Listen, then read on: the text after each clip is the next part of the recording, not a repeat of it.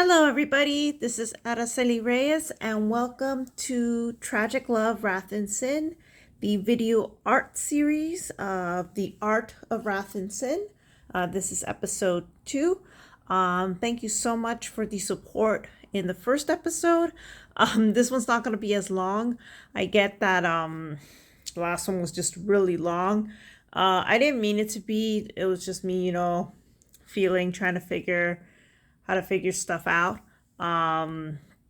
This one won't be as long, so let's just get right into it.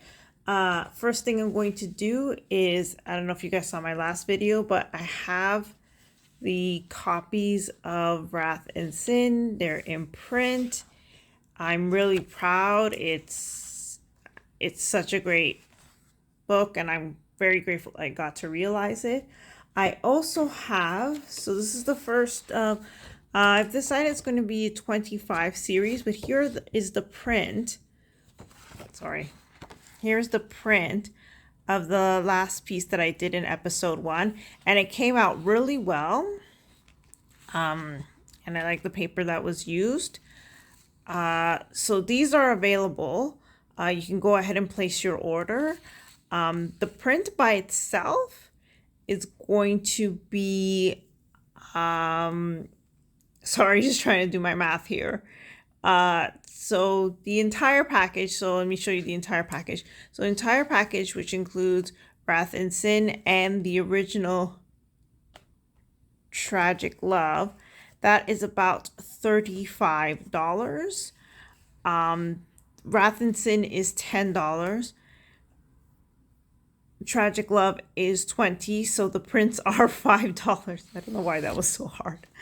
Anyways, so you can get just the print if you'd like, or if you got a copy of Wrath and Sin already. The package with all three are still available, and you can get signed copies only from me, the prints only from me. Just DM the page directly. At this point, I'm going to put up a disclaimer. Both Tragic Love and Wrath and Sin are for adults. The videos are, they're a little bit more PG because they're going on platforms like Facebook and YouTube. So it's a lot harder to get away with certain topics or certain themes, but understand that difficult stuff is explored in both the text, and I will be speaking of or around certain difficult topics. So if that's hard for you, by all means pause or don't continue. Whatever you need to do, mental health is very important, and I respect that. So 100%, just always please take care. And with that out of the way, let's get right into episode 2. And here we are with Distorted. Okay. So as the prints of the books are now coming out, and I'm beginning to make my rounds and sending out copies, and supporters are asking, hey, congrats, what's it about? And I'm like,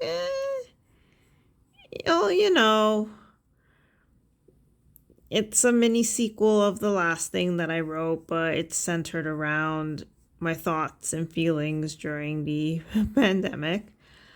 I remember telling one person that, it's another sad piece. I don't do happy art. And it's not because I can't. I've done happy art before. I thrive, I feel, I express very strongly,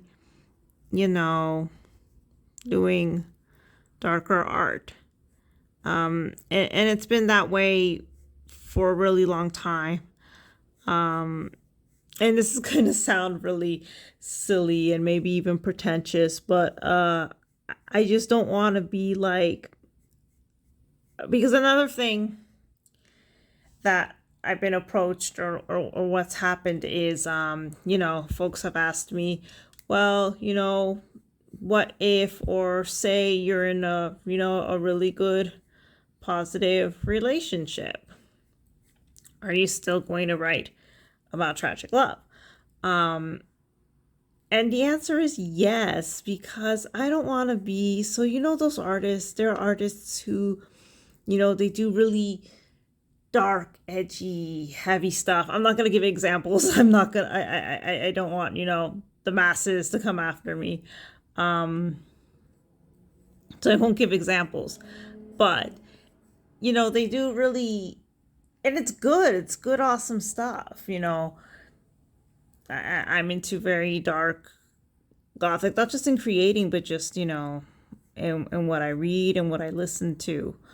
And then you get an artist, and they're really deep into it. And then all of a sudden they get into a relationship and suddenly they're just thinking about like how happy they are about being in love. And that's fine.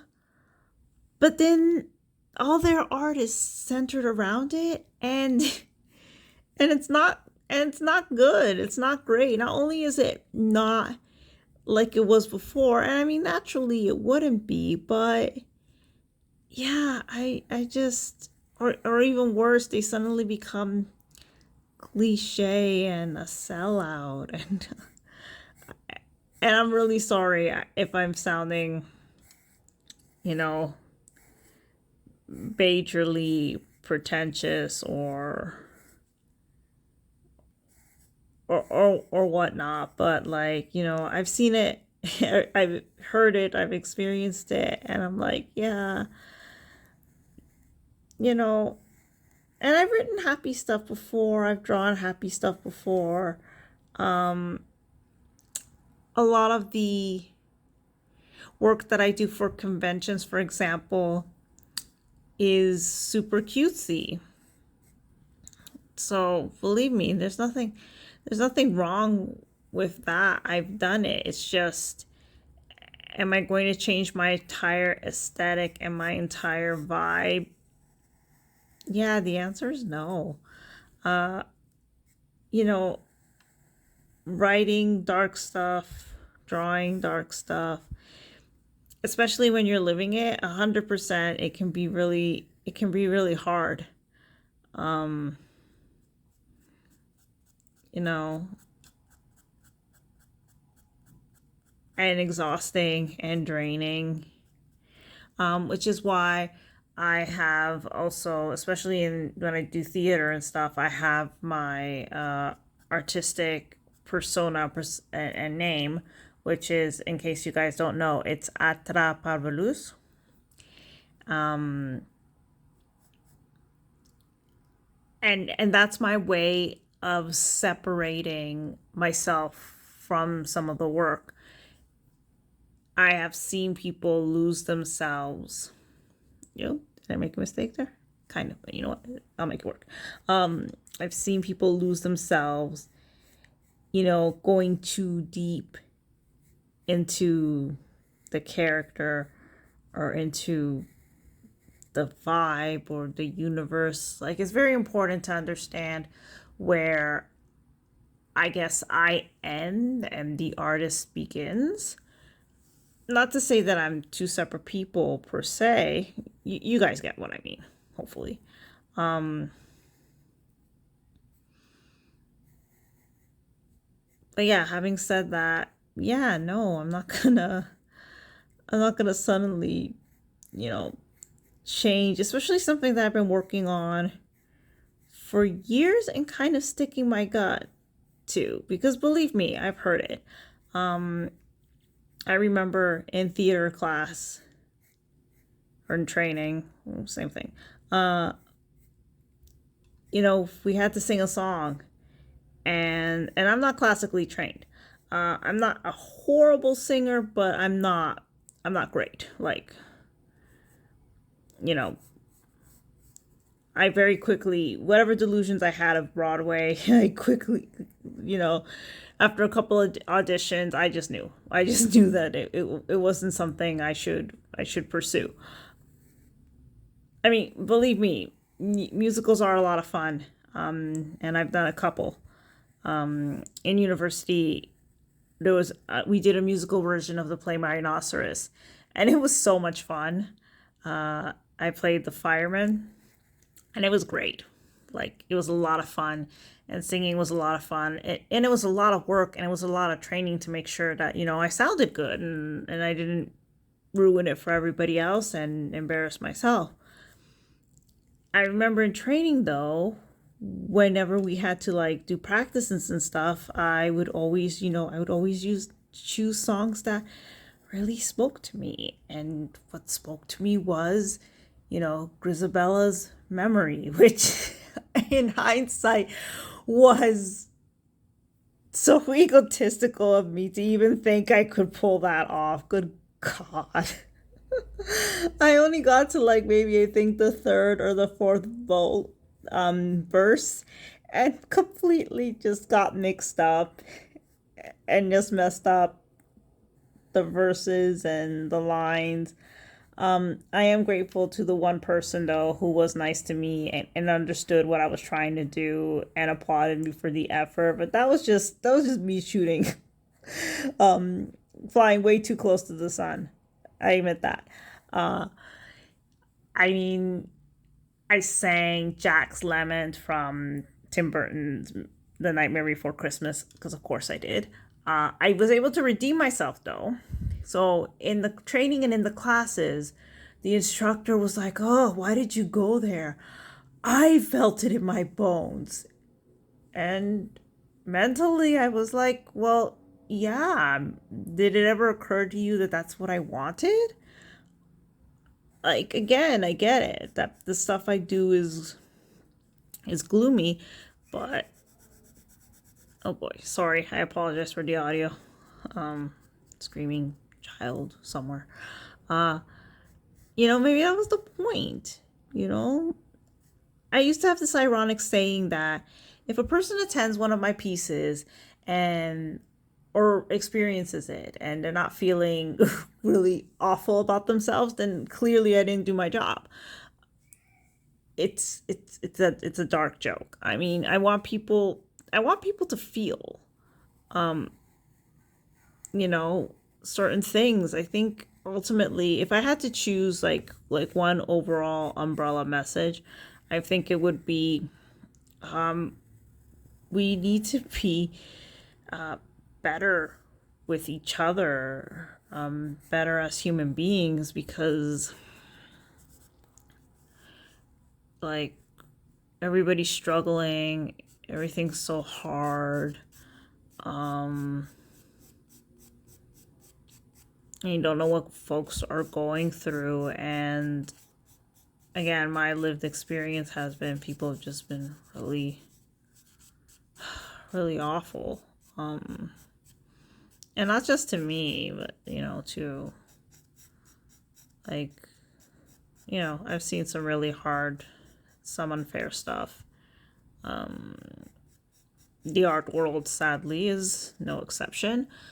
So yeah, I always pick like the really hard, depressing stuff, but that's what I liked, and that's why I still like, even now, even in moments where people assume that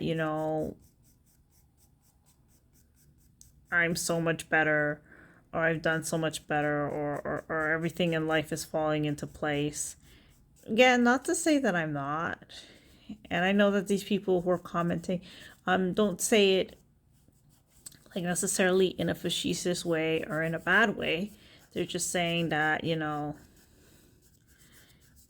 that since I'm doing so well, why doesn't my art reflect that? But what they don't realize is that maybe my art is reflecting it, you know, just in a different way.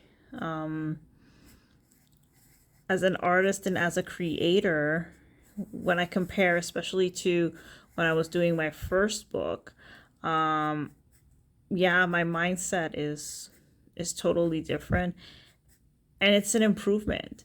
Again, very proud. Oh, sorry, very proud of what I did originally, but I recognize that a lot of the pieces that I did, I was compelled to almost possessed. And I had to get it out with conviction. I definitely wish more of that work was done with joy and with more energy. I know I was really tired, but I just had to. The joy came after. The pride came after. I'm just going to make a quick comment. So a lot of my work involves chains, but I'm actually really terrible at drawing chains. Like, I'm horrible. So thanks to this medium, I'm kind of cheating right now. But you know what? It works. So I hope you appreciate what I'm doing here. Anyways, yeah. So that's the thing that people sometimes don't see or don't understand. Some of us are quite happy doing, the unconventional, the weird, the dark. And that's me. Like, again, I'm so grateful for this opportunity and doing these video series. I know I've only done two, but I've done quite a bit of planning, and I am doing this with more joy and more energy, thankfully, and more fun because, like, sadly, being an adult and an artist and responsible,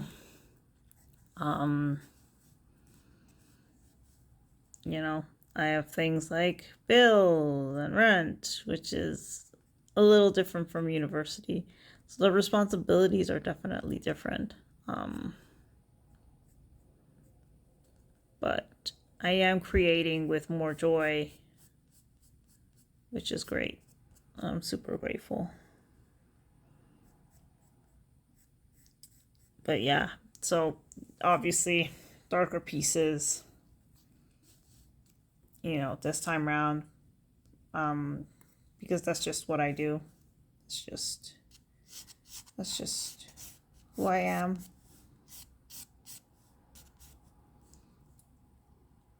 And I haven't compromised that. Like, I didn't compromise it, in training school. And I'm not about to compromise it now, you know, especially now when I'm making my own rules, my own decisions, and how I continue to do my work.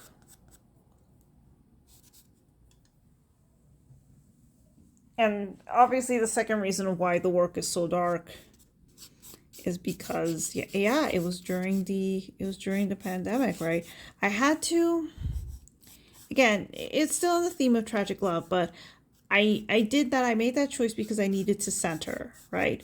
I had to write a piece every day for 21 days, and that was what was going on. It was current. It made the most sense, and no regrets. The pieces that came out of it, I think, were really great. Were really strong. And this one, Distorted, was no exception.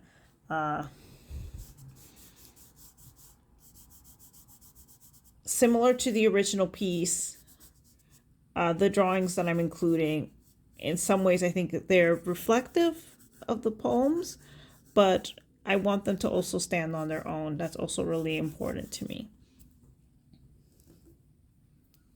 I'm gonna go a little deep here. Sorry about, I'm trying a new thing with the camera too, so it might be a little shaky. I apologize.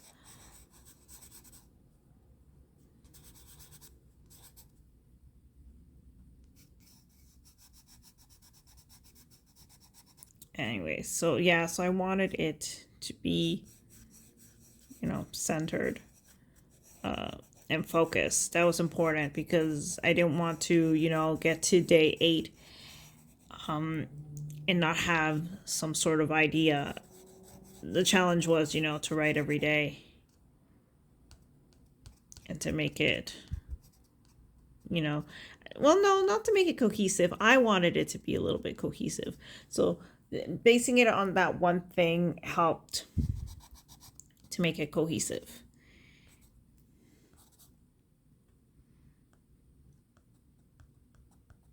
But yeah, I had to tell somebody that, it's something sad.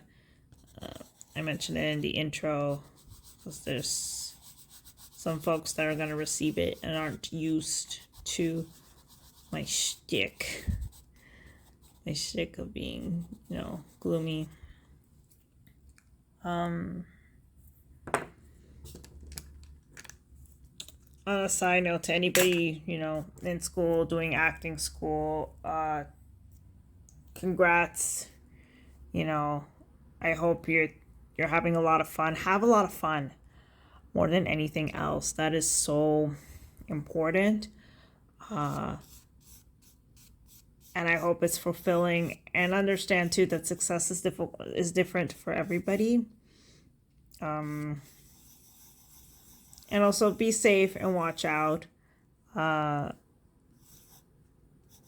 had some disappointments. I've had some, kind of icky, scary moments.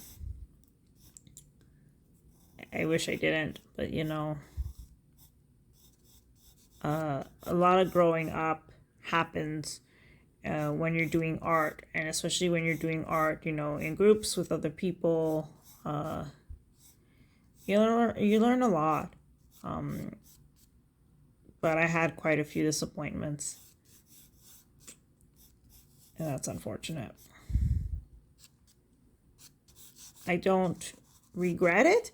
I just wish there was some things that I could have changed, or seen the red flags early on, if that makes sense.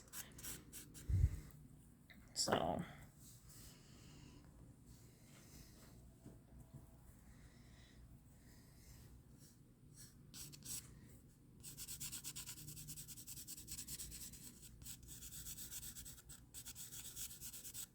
and going on with this theme about, I guess, perspectives and warps and stuff. And again, not trying to explain the piece or anything like that. I'm just talking in the theme of, kind of the poem, kind of the drawing, kind of my mindset. And just reflecting and all that.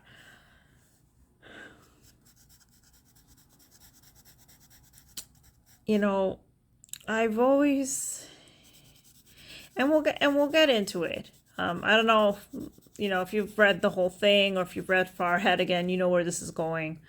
So it should come as no surprise that I've always been a bit of a freak among the freaks, regardless of wherever I've been, in whatever situations. Again, I get it, but at the same time, I don't fully understand why. I will say this, in university, I did start to meet more of, people who had very similar interests of me as I did. But more importantly, were willing, I guess, to tolerate and try to share in that.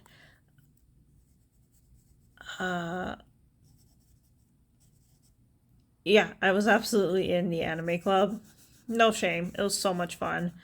Met awesome people that I'm fortunate enough to still be friends to this day.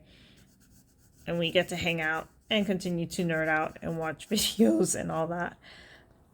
And even though I'm different from them, they got me and they accepted me enough that they're willing to, still hang out and watch movies with me to this day. And that's awesome, and that means a lot. It was unfortunate. I just shared that story about me in training. It was unfortunate that that happened in a setting that I felt was less likely for that to happen, and not in a setting where I thought that acceptance should have already been there. Like, they would say that they got it, and then they would say things like, they would want to change my aesthetic and would call it, this is an exercise of vulnerability, this is an exercise of trying new things. And I was always an A student, even in training. Like, I know where it comes from. It comes from, uh, you know, never getting, as a child, never, rarely being told, you're doing a really good job, or, dream big.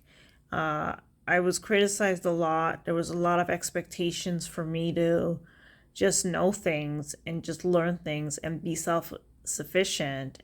And when I couldn't, it was always a huge blow to my ego, to my personhood. I was just never good enough, and to this day, I'm not. Uh,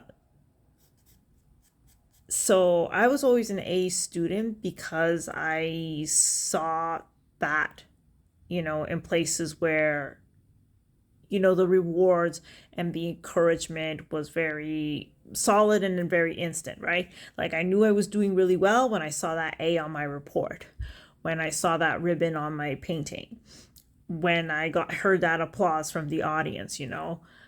So I never said no to any of the assignments, unless I wrote the piece for myself. I rarely got the role that I really wanted in place. I got whatever role that the director saw me in. And as an actor, you do your job, which is you take direction and you do what they say. So, and that's what I did. Uh,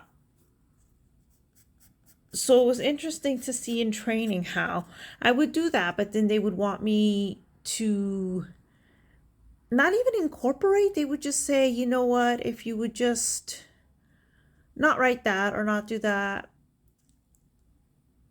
I will never forget. This is irrelevant.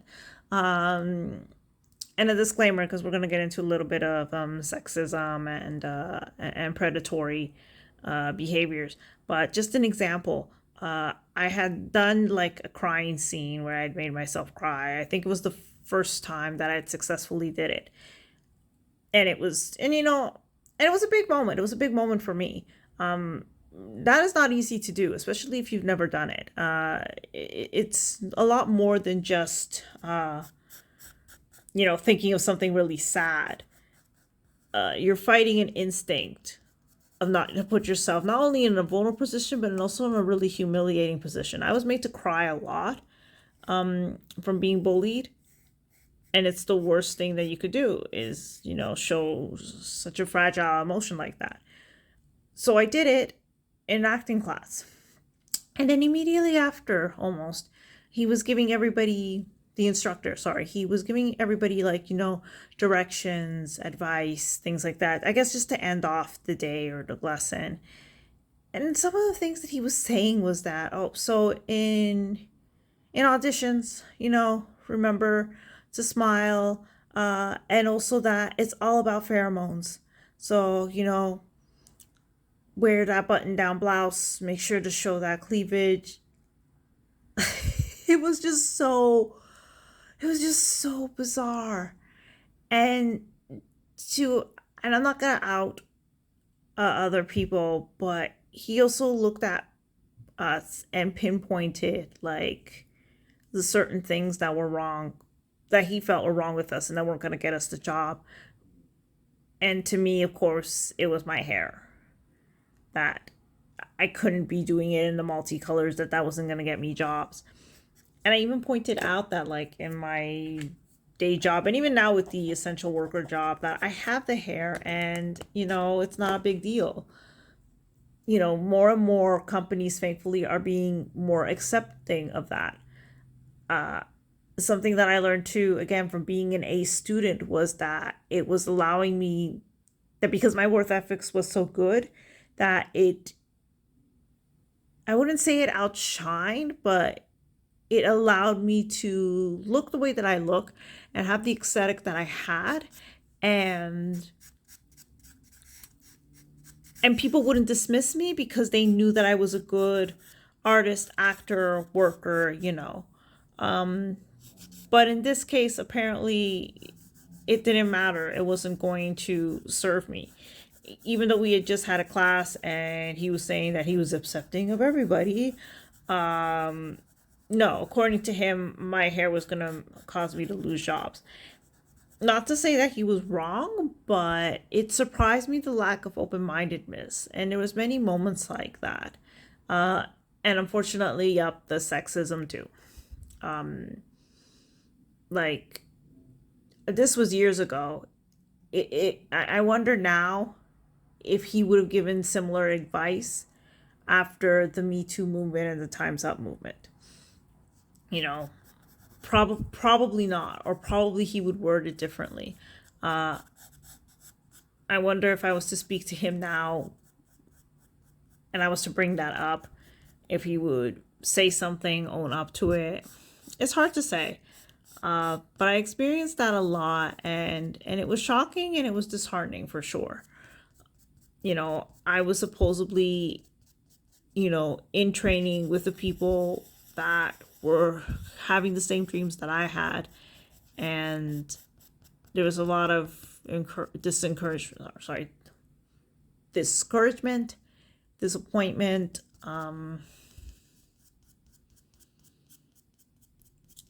and made me rethink a lot of decisions, which again was unfortunate. So I'm so sorry if I'm shaking the camera. In everything that I do, I work really hard. And there are a lot of things that I had to back off of because I knew, or I felt, that the support wasn't going to be there. If that makes sense. Okay, we're almost done here. We're almost done. Just trying to memorize my bodies here. Bodies.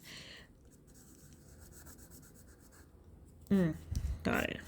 So I was just about to say it doesn't look right, and I'm like, that's why. Anyways,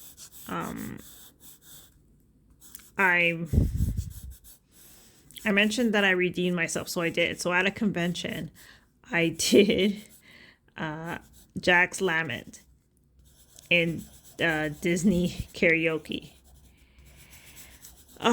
And it was awesome. I wish my friends there weren't able to film it, and I wish they did, because I felt so good. The applause was nice. The brief feedback was nice. It was awesome. I was super proud of myself and super proud that I could do it. And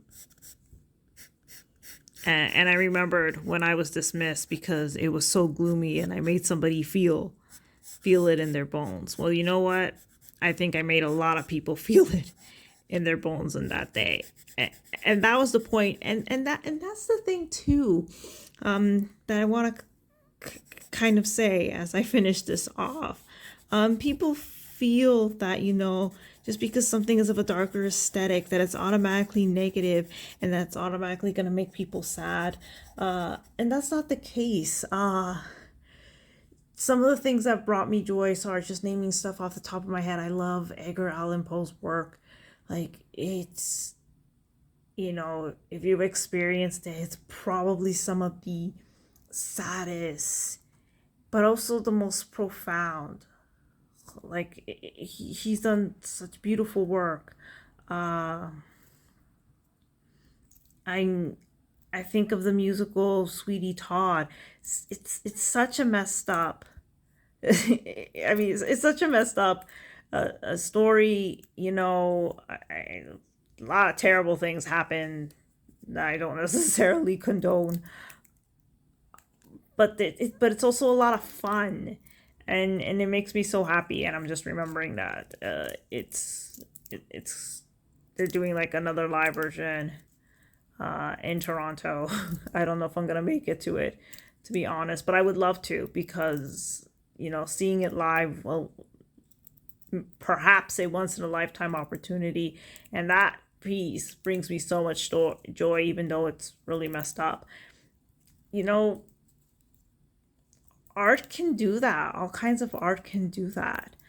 Uh, and I guess, and you'll see later on, but I'll mention this now. As someone who's been accused of wanting to censor everything. That's not true.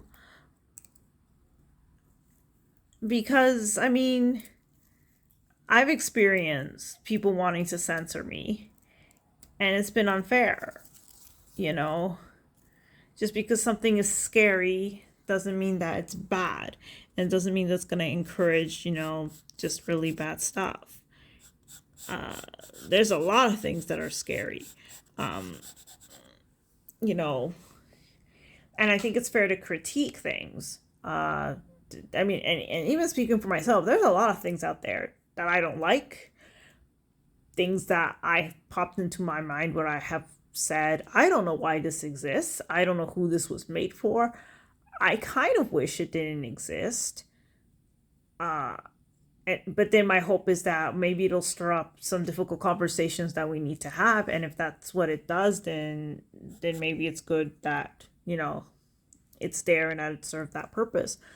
You know, I've had those moments. At the same time, I've gotten better at screening certain things, at reading the descriptions of certain things, engaging. Just because it's there doesn't mean that I have to consume it. Just because it's there doesn't mean I have to experience it. I will say, and this is why I put disclaimers on my work, I think we need that. Again, just to clarify, a disclaimer or a TW does not mean that it doesn't exist or it's not going to exist or that's not going to be talked about or that we're tiptoeing around or babying people. It gives people the opportunity to make that choice of whether or not they want to participate or be subjected to or experience whatever it is that's about to happen. I think, again, all this talk about choices, here we are giving the people a choice. And I think we should. I don't think there's any reason why we should force anybody to do something that they're not going to do. And a simple way to do that is, to let them know, hey, FYI, this is about to happen. And it's absolutely your choice. And by me doing that, no one is taking away my voice, my ability to express myself. I can still do that. I'm just letting people know that what I'm doing or what I'm touching upon might be difficult. That's it. And that's not a bad thing. It doesn't need to turn into this big thing. There have been attempts to censor me. Very quickly. There was a function, again, at this training that I had to do. And just because it was for Mother's Day and just because it was $100 a plate, I was forced to put on a wig to cover up my lime green hair at the time by somebody who, again, and this person said that they loved me, that they supported me, that they saw potential and growth. Yeah, no, that was a lie. When it came down to it, when it was something like that, I wasn't allowed to be as I was. I had to be, I don't know what. I just remember I wore the ugliest brown wig. And I don't think anybody at that dinner or lunch or whatever cared, ultimately. So, as you can see, I've signed my work, so we are, in fact, done. I'm going to try to leave it on a better note than that, but here it is. Here is Distorted. And, it definitely, in comparison, it was a simpler piece. Not to say that there was more planning in this than the other one, but I had to think my thoughts carefully and figure it out. Since I put the signature there, it'll probably be more like this in the print. And that's not a bad thing. I like the way it's shaped up. But anyways, just looking at the time here, I think I did get to make this a little shorter, which is good. I want to thank you guys so much for tuning in. Very quickly, thank you to Book Leaf. They are the ones that published Tragic Love, Wrath, and Sin. Again, there are copies available now. And if you want a hard copy with my autograph, all you have to do is DM the page directly. You can also get the print that I just showed. The print is now available. And yes, the original Tragic Love is also available. So again, just DM the page. It's the only way you can get autographed copies. I'm going to leave some links in the description, again, because I care and I want people to care and take care of their mental health. And on that note, thank you again so much. And I will see you guys tentatively in 2 weeks. I'm still trying to figure stuff out. Hopefully I'll be able to regularly stream this on a regular schedule. But again, thank you guys so much. And as always, stay wicked. Bye.